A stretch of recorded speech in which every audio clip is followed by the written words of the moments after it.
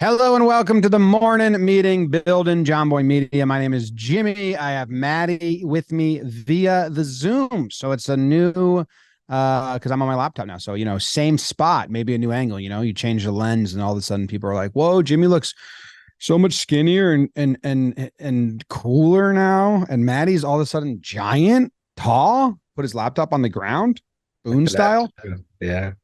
Anyway, today's episode, we have a lot of questions from the chat to make up for the last 2 weeks. We have some updates of new content that we're testing out and excited to be going. I found some old fun messages between Jake and I last night, which Maddie put on the sheet. We had Carl Anthony Towns visit. And overall, Maddie, I am in a phenomenal mood. And this is the first Wednesday in 3 weeks now. Like I'm in I'm not feeling run down. And this week has been awesome. I know you've been out because you're sick. So I don't think that's leading to I don't the know. goodness that I'm feeling. Yeah. But I'm fully an infiltrator now of What's the that mean? seating chart. So the new seating layout started, Yeah. and I'm a roamer. I don't have an office or a desk. I have a milk crate. And in my milk crate, I have I have a ton of shit. I have my wireless keyboard, my wireless trackpad. I have a Black Magic recorder, a second laptop to grab footage on. So then two HDMIs, two laptop power core chargers, a monitor. Those are kind of everywhere. So I just grab whatever's closest. And every morning I grab my milk cart from underneath the storage area where the mannequin is. And I just go infiltrate a section. So I sat next to Diversa and sales Monday. Yesterday I sat next to Taylor and socials. Today I'm in studios a lot. I'm in doing morning in studio 2, and then talking baseball in the main studio, and then we're recording 2 hours of watch-ins in the green screen room. So I took the the desk right outside the main conference room, facing away from everyone. But yeah, I come in the morning and I choose a seat, and I'm a roamer. But it's been awesome. Monday was amazing. I got so much done. So I sat in the middle of the office, and I only had weekly dumb, which is how we schedule the Mondays now. And I just edited. So I edited the Granky breakdown. I got in at 6 a.m. I edited that and got that out maybe by 1. It was 8 minutes long. I don't know if you saw it. It was really good though. I I've loved been it. consuming content like crazy. Nothing Yeah, else. you just been watching. Hmm. So I did that, but like in the interim, I'm available for people, and I can overhear conversations and like give like insight if like they're having questions, and like instantly available for Jeremy to chat. Um, and then yesterday, I didn't get as much done on my editing front because we recorded a bunch and had some meetings and shit. But still, it's just a different vibe for me because um I like being in the middle of the floor with everybody, but also people are actually utilizing me. Like I've said, like, hey, I'm gonna make myself available way more now. Not that I was unavailable, but I would go from like my office to the live stream lounge to the main studio. So I was always behind a wall in another room. That's where I would like sit and work. And now I'm not doing that anymore. And it's not to like, I hope people aren't taking it as like, oh, he's sitting with us to like check on us. Like it's like, no, I'm just more available. So like Panic will walk up to me, and I've been helping Panic with his edits a bunch, just little like tricks here and there. Uh, and he's had 2 videos go fucking bananas, which is awesome. He got like shouted on WFAN by Evan. So it's been like that's been rewarding, I think, for both of us. The fact that like he's asking me like, little, how would you do this, and tinkers, and I can help him with some technical stuff and then some actual like rhythm stuff. And then yesterday, Sorensen, I had office hours on Tuesday. Sorensen was like, hey, I'm having trouble mapping out this edit because there's like a lot. I don't know how to like present it. Can you help me? And I'm like, yes. Like I love that I love doing that. I just don't know what happened. I used to be more available. So I don't even know if I help Jack because I kind of like sometimes I go like, I would do this, and then I maybe am too confusing or too much.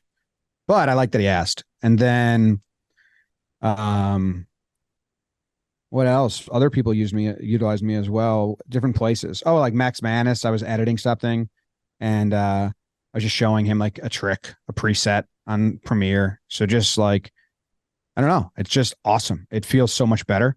And we had our meeting yesterday. We can talk about that. And I put out 3 shorts. So I put out the 8-minute breakdown. I'm working on Clevenger Dom Smith one that's like deep, but I kind of got distracted yesterday or had other stuff come up, but working on that.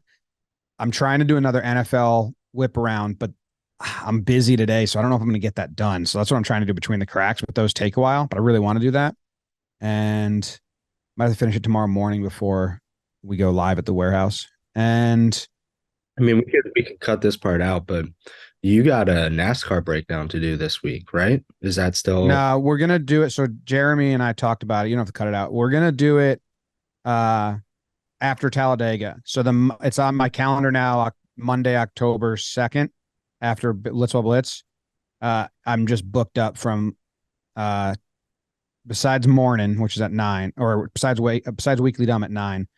I'm booked up from 8 to 1, and it's just make the NASCAR breakdown. So we did a partnership with NASCAR, and in it was one breakdown.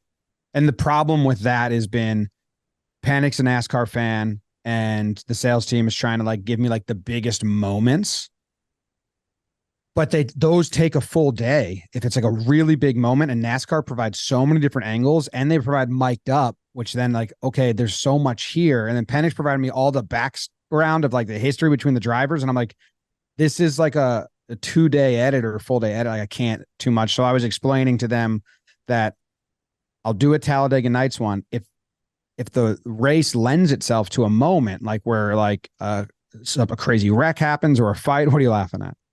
You just called the race Talladega Nights, which I don't think that's what it is. That's like the movie, right? It's Talladega Speedway. It's Talladega.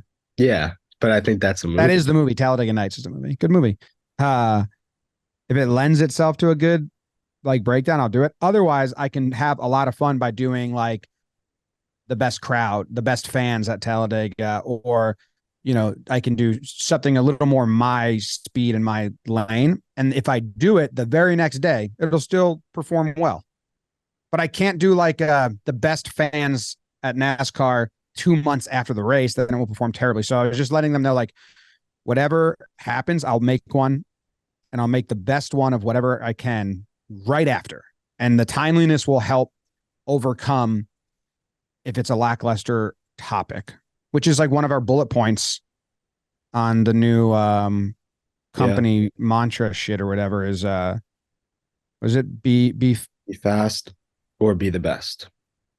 Yeah, be first or be the best. Yeah. So like the Granke and the umpire one was not first to that. That clip was everywhere, all over the internet. Everyone that makes baseball content had posted the clip of him slow walking to the umpire. Yep. So when I make my breakdown, I was like, I got to really make this good and find out what he was actually saying, add context to it and all that. So that's the NASCAR situation. Well, that's good. I'm very glad that that's how that happened, because when it was initially suggested of like, oh, just go grab something old, it's like, won't work. It's not the style. All right. Well, you had alluded to it earlier with mentioning that Panic was helping you a lot. What are your initial thoughts of how JM football?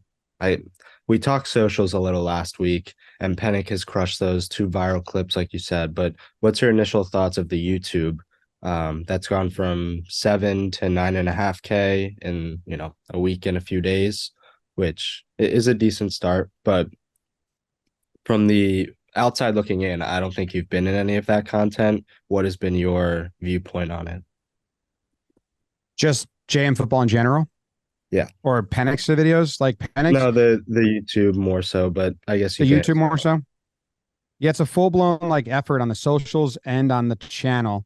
The channel, like right now, it's a building. Like we want this to Next year, we want to like have a concrete floor to then go hire uh, people that are going to come in and be our football people for us. We have some people in mind already, or like, if Trevor Plouffe reached out because he knew Jake and I and knew Talking Baseball and he wanted to be in on it. If there's a former player that would work, sometimes former players are very tough. We're lucky with Trev. Or if there's someone in the NFL scene that wants to come, like Rosie's doing it. That's awesome. He's a big get. Yeah. But like, so that's it. Is just to build a ground floor. Like the something we're trying to be very clear on as we start new shows, and it's been part of like a couple presentations I've given, is like, what's the goal here? And is this like, hey, if the first 5 aren't winners, then we're going to scrap it because not worth it? Or, hey, do this for the whole season. Let's evaluate where we're at the end of the season, and we're going to do it next year as well. We're just going to make the necessary changes. And that's what all the JM football stuff is. So right now we're very much at the like, do it, make a calendar, make deadlines, make multiple formats, and let's just do it and run with it and see what we've got. And by the end of the year or halfway through, we'll do checkpoints. So like for me, I could look at the videos right now and look at the views, but it's not even enough data. It's kind of like the first week of a player's season. It's like it's not worthwhile. But it's going right. So in the last 7 days, 1, 2, 3, 4, 5, 6, 7 videos, and you're helping manage that and the output. And we have like the power ranking videos that Panic's doing and Dalton, which lend them to social like clips and social interaction. We have football today with Rose and Bobby Skinner. They're doing twice a week, and they already did like an extra episode when Rogers went down, just like to be on it. So they're invested. Then we have the trivia shows that are more evergreen content, like we do with JM Baseball, like higher or lower or ref guests and stuff like that. Oh So yeah.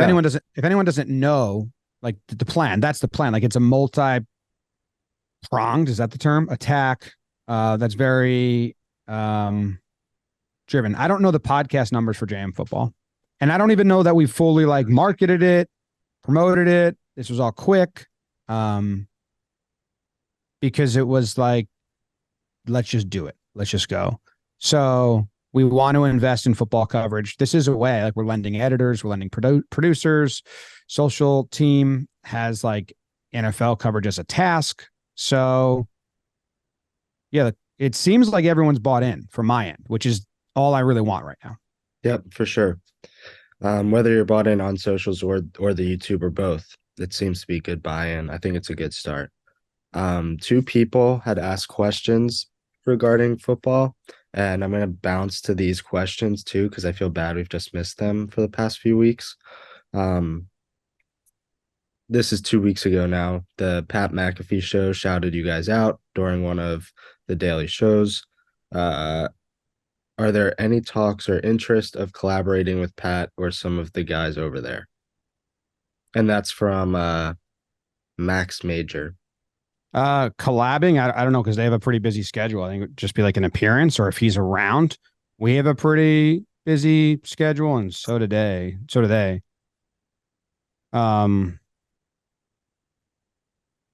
You've never spoken to him. I would 100% collab. Like I'm not saying that. Like I'm just saying I don't.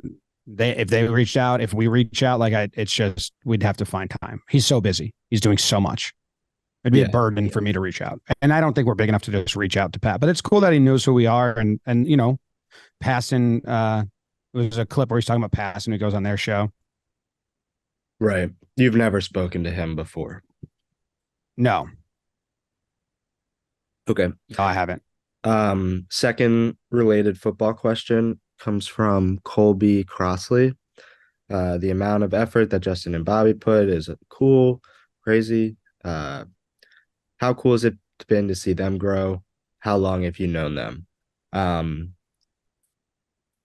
This is to me more like how did the Talkin Giants relationship start a while ago? And what has been like watching them do their thing for the past few years? Well, Bobby initially had Simple Man Radio, which was like his Jomboy Jake radio. Mm-hmm. Um, and he had Jake on as a guest. Hmm. Uh, It's like 2017. 2018. And Bobby had done some stuff that had like gone like like he definitely was around. He listened to us. I'd seen him. Um, he hold on. I was sending a text. He had Jake on, and there's this awesome perception that happens back then. I don't know if it still does. I'm too in it now. We're like, Jake and I had no idea if Simple Man Radio was an established show in Florida with a huge audience, and that's my go-to is like, this is this guy's doing it. The artwork is there. It was good. And when we afterwards we talked to Bob, and he's like, I'm in my car, I'm on my phone recording my phone. Like he was just like us. But he was grinding. And then like we kept the relationship going and we liked each other. And I think I forget, he would ask, but he had a football show he was doing. I actually also really enjoyed Panic. Panic had a football show he was doing about the Giants. It was two different Giant shows. And when we were like, Bobby, why don't you join with us? And I think we gave him like a monthly stipend to start growing Talkin Giants. I think I initially said like, do you know Panic? Like he'd be good. I really like him. But Bobby had already had a co-host and they were doing their thing. And then I think after the first season, Panic joined, and they got together. But that was a long time ago. So then they're just like, they're on a great trajectory. They're almost like, and I don't know if they like or dislike that I say this. I guess I mean it as comment. They're on the same trajectory as Talkin Yanks, right? So like I would tell them like it's kind of like we're 2 years ahead of you guys, and the Yankees were good for the first 3 years, so we got a boost where you guys haven't. So they've continued to grow Talkin Giants while the Giants stink. Last year was awesome. They did the watch parties. They had like awesome engagement, but when they came on full time, when it went from like a stipend to do Talkin Giants under our umbrella, which is like kind of contracting a show, and then we full-time employees there, it changed to like help us grow JM football, like expand to do other things. I really wanted Bobby to come move to New York, but he's in Florida and he comes up here for time to time and like does tailgates and makes appearances, which is good. But they've been grinding for a while. I talked to them recently about like they're following Talkin Yanks footsteps pretty well, and they go and I'd have no ever any concerns about them grinding. They love it. Sometimes, or now they're at a point where, and Talkin Yanks got this point where like you go from, all right, the strategy is throw everything at the wall, kill them with content. That's what we used to say all the time. Kill them with content, put everything out all the time, do more. To, all right, well, actually, now we need to refine our content. What is like actually getting viewed and what do people like? And peel back some of the other stuff, because if you end up doing too much, it's hard for casual fans or newcomers to jump on the train. It's just moving too fast. You just subscribe to a podcast and like, oh my God, I just missed 3 days. So Jake and I would do 4 Talkin Yanks a week in 2020 or 2021, pregame shows for every single game. We had a ton. So we looked at the metrics and like the 2 midweeks, it wasn't worth it. So we cut down to 3 a week. And then we changed the weekend pregame shows to just Instagram. We did that in 2021. So we didn't have to be in the office and it wasn't like a big time consumption. So that's like what I've been trying to tell Bobby soon. It's like, you've done a really good job, but you guys, I think they put out 6 episodes or 6 different videos a week. Yeah. Like you're going to have to refine that so you can expand in other places, and you're not going to lose Talkin Giants fans. Like you're just going to maybe gain more quicker because it's not so daunting. Yep, for sure. That's when at my last job, I would drive home or to, I guess, work too and listen to Talkin Yanks. And that was 4 episodes a week. So then that 5th day, I was like, damn it, like, what the hell am I supposed to listen to?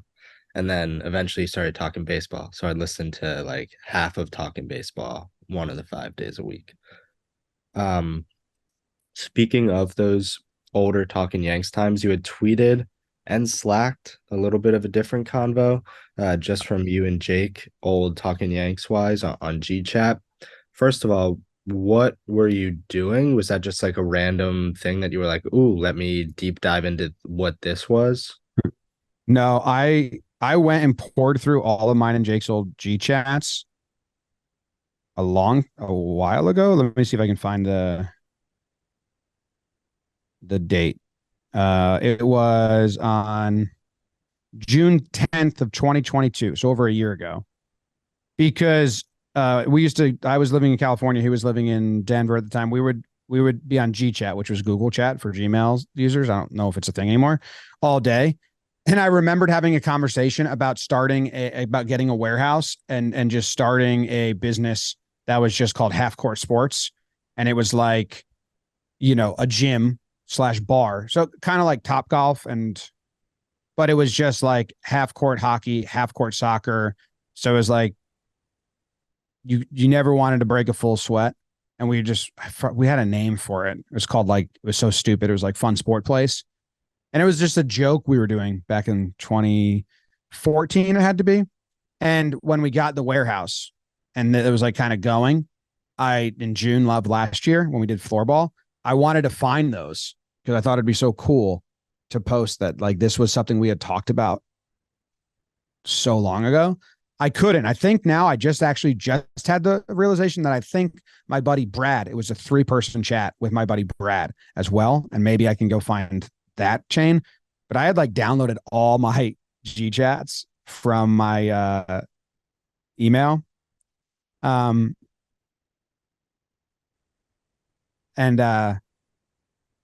what I came across all those other ones that were kind of like wild to me. So which one did I put on Instagram? All I want to do is Talking Yanks, something like that. Yeah. So that was right after I got the initial. I was in January of 2018. We had just done the 2017 postseason and Talking Yanks, and it was kind of good. I think we get like 1,000 views an episode, but I had just been like offered, and I have the first text here where I said, one of our friends said, if you had 50K to put into Talking Yanks, what would you do with it? And that was the very first. So then I'm texting Jake and I'm saying, he's got me all fucked up now because I'm thinking about quitting my job and going full time, but I don't even know if this is a real offer. And Jake was saying, I don't know, man. I don't know. If you could do it, it would be pretty cool. And then he said, whatever I posted, I forget what I posted. That like he was like, imagine, where is it?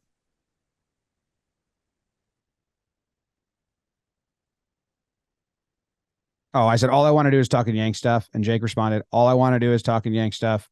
Well, I like other sports too, I guess. Imagine a career of talking about sports. It's my dream, but I don't follow my dreams.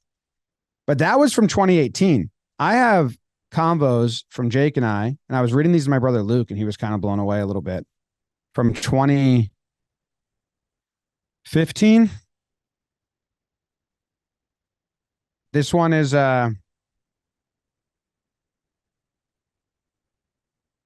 April of 2015 is the first one I have. So we didn't start Talking Yanks till 2017. I must have texted Jake like, dude, I just want to do videos and shit or something like that.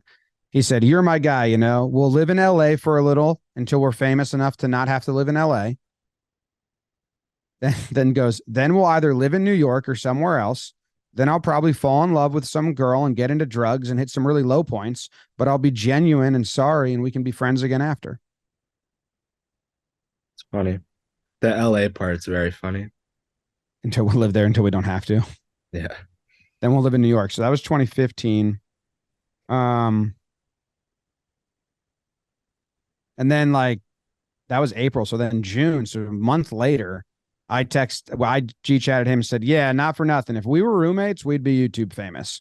It's just so much easy content we can do.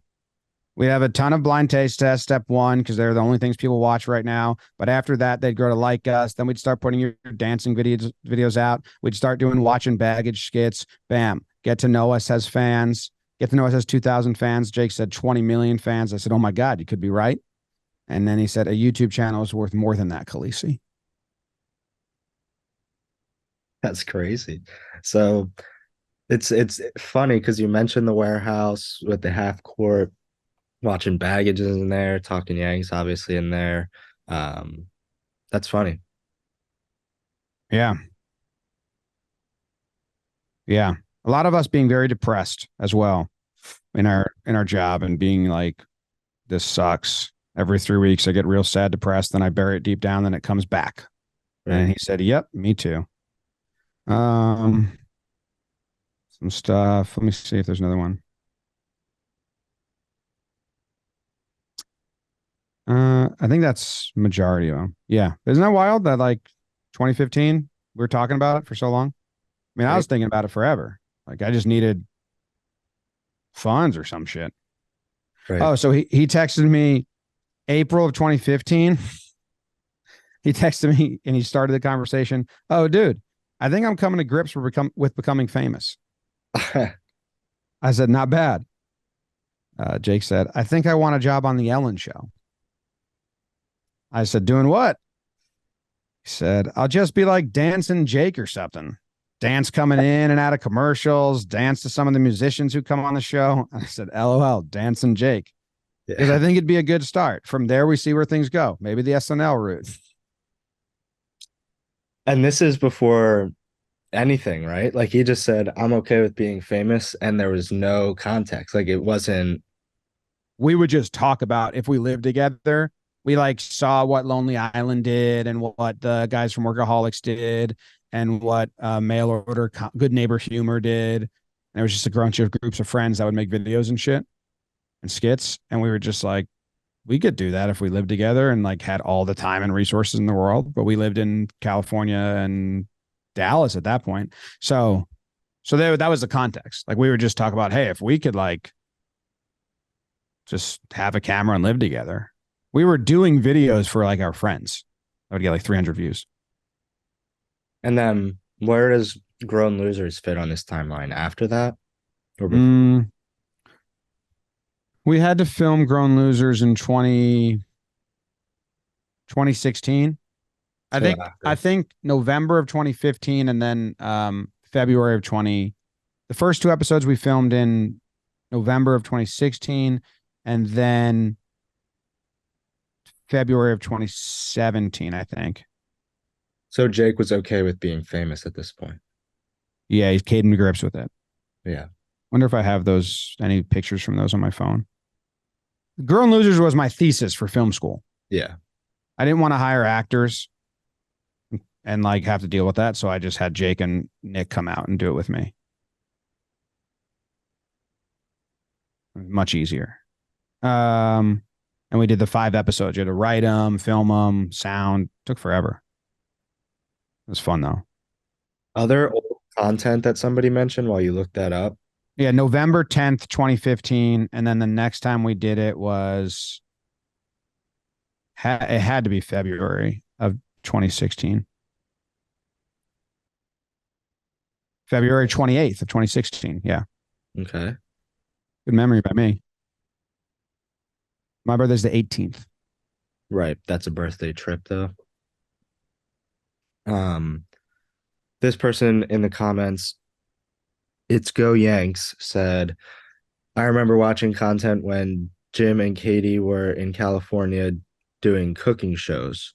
Are those videos scrubbed from the internet? And then Daniel Ron said, damn, WTF, never knew those existed. I don't know if Katie ever did any cooking shows with me. I did a lot of, oh, she did like drive through reviews with me sometimes or cooking shows. I did cooking shows, but Katie and I did like just talking and she would sit down with me. We would talk about shit and do happy headlines. And like, that was just like a fun show. If they were on the main YouTube channel, they're just marked as private. If they lived on podcast apps, they might still be available out there. Yeah, I'm assuming they're on the main YouTube and that they're just private. Yeah. Um, but that's funny. I never knew that. There's like a decent backlog of stuff that's just been privated, right? Mm-hmm. Yeah. There's a ton of stuff, but I don't know what we said. We weren't making it for the same audience. Yeah. It's 10 years old now. So Yep.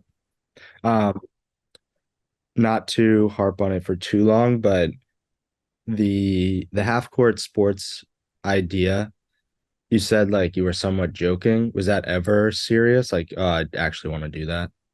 I mean, I don't know how to get I wouldn't have known how to start a business back then. But it was serious enough. It was serious of like, this is a good idea.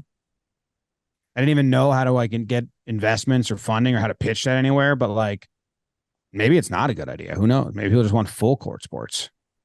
Hmm. But it was basically like driveway. I mean, I don't know where else kind of exists, but it's basically like a bar that has driveway sports. So you like drink a beer and you play horse. There's no option that anyone could take it too serious. Yeah. And then there was like a soccer goal, but like all it could be was like PKs and like it was just very like, but it was the full size, Yeah. but just like very little. That was the concept. Gotcha. Um, But again, I think it was just like one afternoon of like, what's a fun idea? And then we never talked about it again. I wish I could find it. the last piece of like talking old Jomboy media. This is actually, I like this question a lot from Shane Skinner. He asked, is there any old video or piece of content that you go back and revisit or watch? Something that's a favorite or stands out humor wise or production wise? Two popped to my mind right away. One is the first ever watch and finders keepers that we did in the RV spring training. It's the first time I put on an old show to watch with Jake, and he was kind of like out on the idea. Like he was like, "What is like this is?" Because we had done we hadn't even done watching baseball. That was COVID, so this was before COVID.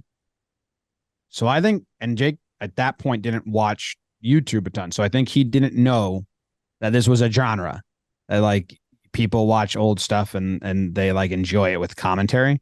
I just remember putting it on. He was like, "I'm out. Like, what is this? I don't want to do this." And I was like, "Just watch it." And then we were pretty high, and there's one scene in it where they they're the kids have to find the objects in the room, but Hmm. they kept hiding them out of the kids' reach. So like every room the object that they had to find was out of the kids' reach.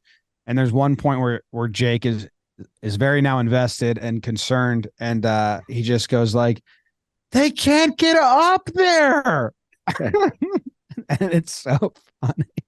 That's funny. And then um mini golf, when Jake and I played mini golf at Barnacle Bills in New Jersey. I watched that a lot. Uh there might be others, but not really. I don't know. I can't think of anything. I used to do that more. If it pops up, it pops up. Is there anything you go back and watch? You like the Amelia Earhart laughs from the past? No, you like Genghis Khan laughs from the past? Oh yeah, that's the best one. That's the best one. I've never gone back and listened to that. It's just craziest story ever. And then any of the laughs from the past is like what I put on when I had a concussion before. Um what else have I rewatched? I don't know. That would be like laughs from the past is the easiest thing to rewatch for me. Oh, I just rewatched something and it was funny. Wait, let me see if I can find it. I'm watching Finders Keepers now. I'm trying to find that part. Only has 28K views. Is it unlisted? Oh, dude, I think it's unlisted. Maybe I Link it in. Link. I think we were scared, maybe. damn.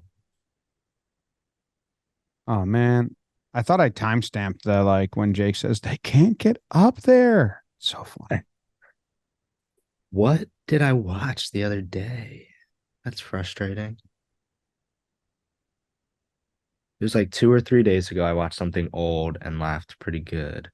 But I do not remember anymore. Doing a scroll through JJTV though, I was a big fan of the early Take Me Outs. I should rewatch those. It got terrible, but in the beginning, not because of you, because of the show got terrible. But That was so funny because we kind of hated that show. I know that's you just wanted it to end. It's like 8 episodes or something. Wait, I think I found the spot. If this is unlisted, we got to go look at this and make sure, see if we can unlist. All right, ready? You see this? I think this is the spot. People don't care, but someone asked. Whoever asked, if you don't like that I'm doing this, someone asked. Are they looking? That girl's a giant? So he's got to be like 5'1", 5'2". That girl's 12 years old. There's no way she's Girls sitting grow before 5'7". guys, dude. Not that much. Yeah, it's that much. Oh, I'll tell you. She's all That was legs. going after. Look, it was sitting right here. God, The kids can't get up there. And that means we have a tie. And what's the answer? I still don't know what it is. That's funny. God, The kids can't get up there. He's so upset. It's so genuine. Yeah. I did remember what I went back and watched, and I don't know if it's my phone being mean to me because this was like the first 2 days of COVID before that you guys made this video, and now I don't know if my phone is just being mean and suggesting it, but when you watch that weird celebrities singing and you tried to guess them, I watched that and I laughed. Weird celebrities. It's like Gal Gadot. No. There's like that social video in like the first few days of COVID that Gal Gadot made, and it's like Imagine is the song. Oh, we did that. Was it like a Jomboy Jake TV thing? Yeah, it's like 4 minutes of you trying to name the 25 people in it, and you're like, don't know half of them. I don't remember that at all. I remember that video, obviously. Yeah, that's good stuff, and that's what the radio show will be. Yeah, speaking of, they recorded, so programming announcement. They recorded the first Canobio and Joe's will be hosting a 2-hour like radio show from the live stream lounge on Tuesdays. I think 11 to 1, but I'm not positive. It's going to start October 3rd. They did their first test episode yesterday, and I was listening to it on the train home, and I was in the zone giving all my notes and feedback. I just love like crafting productions and stuff and like tinkering and shit. And I'm going to have them do a really rigid test. I think they're doing another test. Next week. Yeah. I'm going to have them do a really rigid test with like strict, like after half hour, go switch to this. And then after 15 minutes, switch to this. And then we'll probably find a happy medium, but it's cool. It's, using the behind the glass, using a screen share. We're starting very simple with it, and just like kind of like 3 cameras and all this, but eventually like we can add a roaming camera and Dan can take the elevator down to the street to go do like ask people on the street while listening to Joe's and talking to him. Like, like we can grow this to really fun shit if we want to. Mm-hmm. For now, it's really just to get into the rhythm of doing it. They're going to tackle like just like a bunch of viral topics, which will be good to clip for socials as promotion. We want to get a phone line so people can call in and interact eventually. Like the back half of the show might be more of like what's going around the office. I want to have a camera on the wall that like shows the entire office. So when like commotion happens, the producers can flip to that and show them. Like right now, everyone just clapped outside and I don't know why. And I wish that someone could tell me. And then it would be like on screen so the viewers could watch. So it's going to start slower. It's not going to have all those features, but mostly it's like 2-hour radio show that hopefully like, eventually like way down the line grows as a long play to get like listeners regularly. So I'm not worried about the views on the live stream yet. I want people to join and be part of it live and be in the chat and call. But right now it's just to get something in rhythm, build the tech around it, like building the ability to use the roaming camera because we can do that with other stuff, and the ability to have live callers because then we can do that with other shows. So it's kind of like a gateway or like opening of all that tech.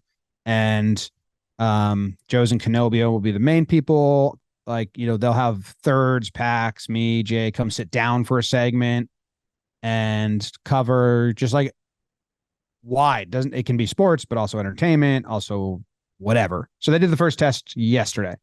But you know me, when I get into the zone of like listening and like making my Google Doc of like thoughts, it goes pretty deep and intense. So I'm glad that there's areas now where I can do that for other people. It was just warehouse for a while where I'd like really intensely give like feedback and be like, hey, that was really good. Here's why that's good. Sometimes people don't even know, like, you know, and it's just my opinion. I'm not a fucking expert on this, but sometimes people like do something and they don't realize why that's good. Like, then I was giving like, you know, that, and then, hey, let's change this, all that. So I am excited for that, and I enjoy helping in the process of building these shows in pre-production. Cool. The last main topic that I wanted to hit, and then we could go rapid fire to get through the remaining 3 or 4 questions. You gave a talk yesterday, and it was like a TED talk of sorts for the office, but you were explaining to create. Was a TED talk? Yeah. I've been calling it a seminar. Yeah. I was doing a TED talk, sure. You were just explaining how videos make money. And although that sounds like elementary or basic, I think it was really eye-opening for some people. And especially, I don't know how many, I wasn't there, so I don't know how many people listened. I assume like most of the office did. And then I just watched the recording. But especially for people that are not content or don't have like a YouTube mind background, they probably were like eye-opening a little bit. Can you explain a little bit of what that talk was, and then also just like your perception around the reaction to it? Yeah, the reaction has been awesome. So part of the whole switch that I talked about last week is we need to all be on the same page more. We need to be like, the managers are finally able, because we had a lot of distractions and a lot of outside elements that we had to tackle, and we had to fix, and we had to right the ship and get the break even. And through all that, we weren't able to really turn and manage internally and take care of our own people. So the shift is, hey, this is our focus. We're going to be here for you. We're going to like be much more transparent. We're going to give you much more insight, because we finally can. We had like a CEO that came and then left, and then there's like kind of just like some cleanup from this. We had a lot of contractors, like outside people that were like part of the company but not really part of the company. We had to clean up all of that. We had whatever bank situation, and then we had the little recession over summer. Like, we just had all the shit that at the top we were tackling all of that and not able to give full attention to employees and internal shit. So it's like, hey, the message has been, and I talking to the employees, it's been, I think most of them understand like this, that's like more of it. It's not like the onus is on them and we're upset. It's like half and half. Like, hey, we haven't shared our frustrations, and we haven't given advice how to like, you know, improve or what's a win or what's the expectations. And we're doing that now. And in turn, let's just all be here and all work together on this. So I'm going to do a lot of these that I did. So the first one was like just a crash course on direct ad sales and how they work, and CPMs, which is cost per Malay, which means 1,000, and how they work and how the multiplications of those can become crazy, or they can become pretty not crazy. And just I tried, after having conversations with people solo, I like found myself falling into these really, I thought, good ways to paint the picture and get people to like kind of like open their eyes, be like, oh, okay. So then I put them all together in this presentation, and it was 25 minutes long. We recorded it for anyone that couldn't be there. I thought it went well. I had a bunch of people, I had like a handful of people respond to me on like, send me a message like, that was awesome. I'm so glad you guys are like really doing that. And the biggest kind of thing was like some people are like, I get why the company's successful and why it's going to be successful now, which I was like, oh, yeah, we're good. Like they're like eye opening to like what it can be. So many times people just judge views. One, they don't know that the podcast views outnumber anything else. Yeah. For podcasts, like Talkin Yanks averaged last month 70K an episode. It's our highest month ever, but we do 3 episodes a week with 4 ad slots an episode. So like the math on that gets crazy when you go like to a 27 to 30 CPM. And so that was a good thing. And then I think so what was that? The other eye-opening thing was when I showed the line graph of like, I showed a show that is, here's a show that has crazy high peaks. It'll get to 150K every 3rd week, but it will also, the floor of episodes is 5,000, like you'll go, there's just no stability to it. One episode gets 6,000. The next episode gets 50,000. Next episode gets 10,000. And then I showed another show that has no peaks, but is steadily at 6,000 or 7,000 views, whatever the fake numbers I used were. And I was like, which do you think can earn more in direct sales? And, I did that to a couple people and they said green, the one with the crazy high peaks right away. And I was like, no. So the message is like your floor matters way more than your ceiling because we can only sell on a minimum guarantee because company comes and they have money for, Q2 or Father's Day is huge in the baseball world. So they want to spend it this week of June. Well, we can't say like, oh, here's this episode that we think is going to do better, but it comes out in July. Like, no, I want to spend on this week. So like, the stability and minimum of your floor is more important because we sell on the minimum. So like no matter what, we can guarantee this is going to get this. And I think that was eye-opening for some people. Like everyone just worries about their peaks and like, oh, good. I'm like, but no, you have like your floor is way more important than your peak. So it's stuff like that, really teaching them how it works, the industry. There's so much nuance to it that like we can do that forever and go deeper, but it was just very basic crash course of like, here's how shows earn direct ads, CPM, standard reads. I thought it was good. I think I want to do more. And I think we're going to do like every Friday at noon or 12:30. We're going to just do a very casual, like at 15-minute insights. Just stand up and be like 5 bullet points, we're starting a new JM Entertainment radio show. Expectations are this. The reason we're starting it is this. We have our live event at Billy's, like shit like that, just because to keep everybody in the know and more in the loop of what's going on. We've been bad at that. So we need to be better at that. So that's the plan. I like that. Shit. I like that. Okay. Just to rip through, I know we're coming close to an hour if we haven't hit it already. Probably not already, but just rip through some of these questions from the past few weeks.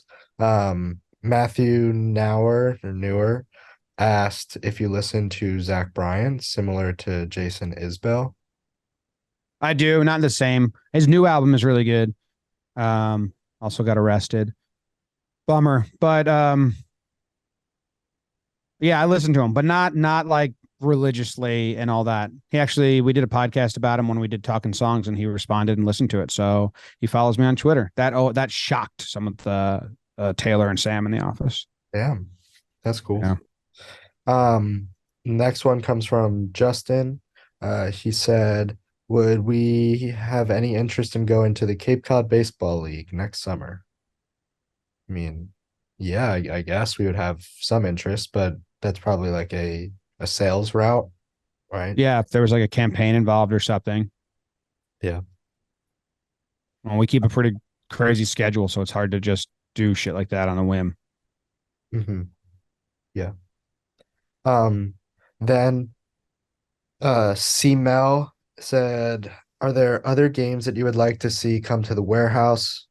and then added on, but they are logistically hard or a safety risk like flag football. Then on top of that, Josh Herring also asked, have you ever heard of chook ball? Could be another co-ed game for the warehouse that is appealing to the player and viewer. It's fun. Basically, to me, this question was like, are there plans to bring other games into the warehouse? And me knowing the situation, after we go through next year, and I don't know how much of that you want to reveal, what is it like adding new sports in? Is that even part of the plan? Yes, in a way. We're adding a new sport next year. We're adding it's almost like chook ball, but different. Like it's because it's I don't know if that's how you say it, but chook ball, it's like chook ball is like super weird. There's a net at the other end, like a spring-loaded, like angled net, but you don't get a point by hitting the net. You get a point by like throwing up the net and bouncing it back and it landing fairly, and the other, or landing outside the rim. The other team has to block it. It's kind of interesting. We are adding. There's big changes coming to the structure of the warehouse next year that like we internally are very excited about. I think the audience is going to really, really like them. We're trying to do. Structure. What's that? The content structure, not the physical structure, which is when. Oh yeah, that I was like, oh yeah. No, we're structuring the content in an easier way or more organized way. The whole year is planned already, basically. And I want to deliver most of that in like a big schedule release video and announcement video that will come in January, but I can just leak some of it here. I think I've talked about it. Me and Jack Doyle developed a version of like handball. So chook ball, European handball, not with the wall. So I wanted another sport like floorball where you're running teams of 4 and a goalie, but not like crazy fast and more like have a ball and you throw it around. There's obstacles, but it's probably going to change a lot because we haven't played it yet. So like me and Jack got it to a point where like, hey, those are the basic rules. We can't add or tinker at all until we like actually get 8 people together and start fucking around with this. But it's got like some Gaelic football / Aussie rules to it. We're like taking a mark. So like if you catch the ball, on a fly, actually not just on a fly, like off a ricochet, then you get a free 10 seconds to free shot. And we're going to have like a step limit, like those rules, like hurling and Gaelic football and Aussie rules. It's usually like, 3 strides, or then you have to pass the ball. You can't just like sprint or usually there's a limit. So you don't just pick it up and sprint like rugby, like basketball, you have to dribble. And there's going to be like a 3-point line or like a 2-point line and a 1-point line. And there's going to be mats involved. So you can catch a ball in the midair and then land safely on the giant gym mat, which is going to be an expense that like I think we have budgeted out, since all the other sports, we kind of have all the equipment. And we're adding that. It's going to be part of a secondary. I hate that word. It's going to be part of a different league. Like there's the franchise sports with all the franchise teams, and then there's going to be another league that we are building that's kind of cool that has 4 different sports in it, and that's going to be one of them. And that's where we'll do like kind of like test out new stuff. Like we did that ball and play. We did a mini tournament, and I don't know, our audience is good at allowing that. We just have to let them know like, hey, we're tinkering. So that's the one we're adding. And in the future, is that league then also the spot to, like you're saying, test other sports? So you could take one of the 4 sports from next year out and put something else in? Yeah. Or if this game, we don't know what to call it. We don't want to call it handball because it's not really handball. And that's a sport already. The most recent Grap suggested throw ball, which sounds awful, but we kind of like it. But I was like, if you're a casual fan and you just come across something called throw ball, I don't know if you're interested. Sounds terrible. But warehouse ball is too broad. That could be anything. So I don't know. We have to come up with a name. But that could be a franchise sport next year if it's really good and we think it's like entertaining. Or we can say, that's good, but probably should always be in this league, not franchise league, or blah, blah, blah, blah, blah. So yeah. The only thing with coming up with sports is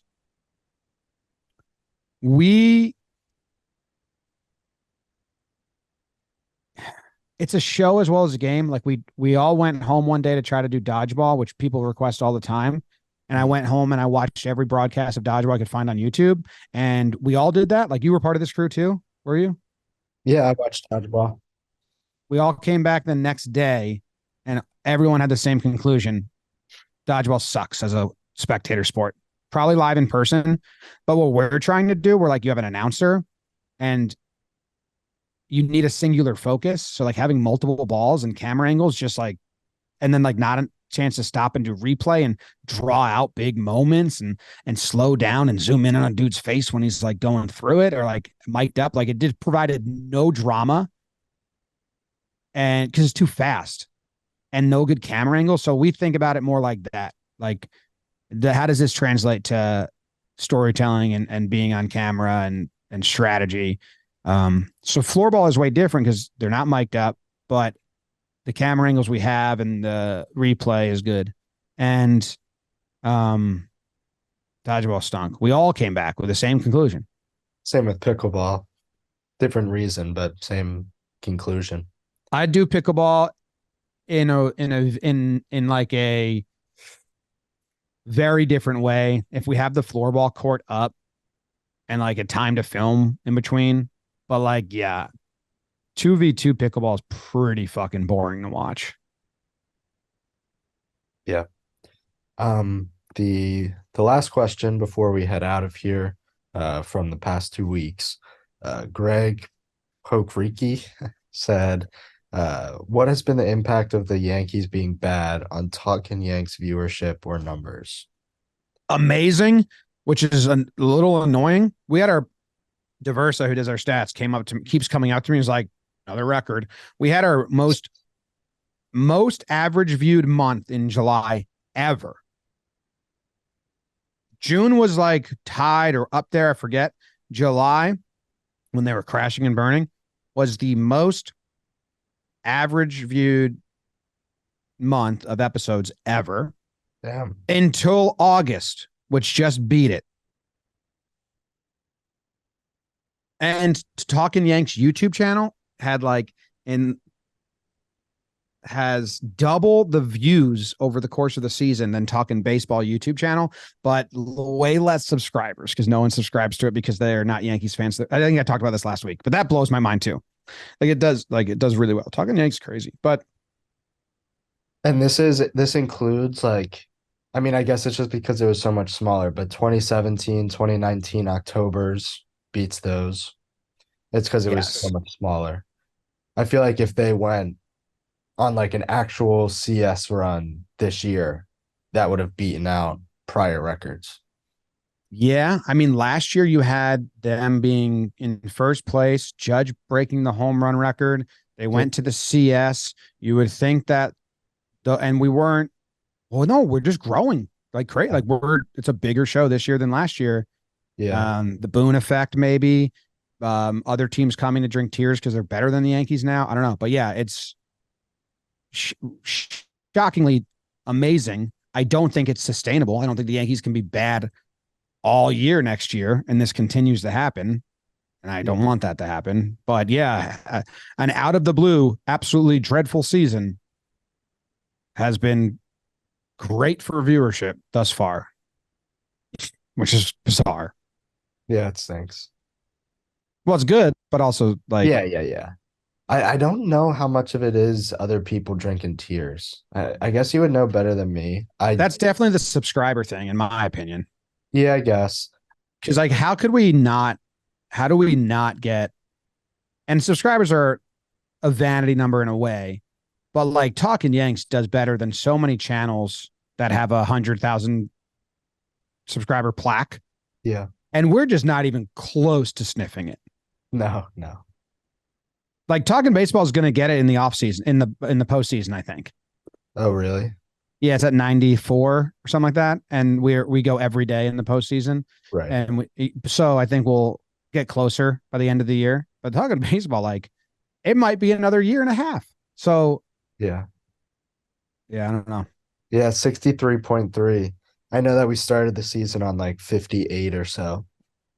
Yeah, And for it to be the most viewed season. but it's more podcast than a YouTube show for sure. yeah. Podcast numbers are way crazier, but still, talking like it's done double the amount of views on the YouTube channel than Talking Baseball. Talking Baseball's grown in subscribers. Huh. Wild. Well, that is that. That is that. All right, I'm gonna go do Talking Baseball now, and then we're doing watchings. Cool. Yeah. I will see you maybe Friday, but we'll see. All right. See you maybe Friday. Okay. Meeting adjourned.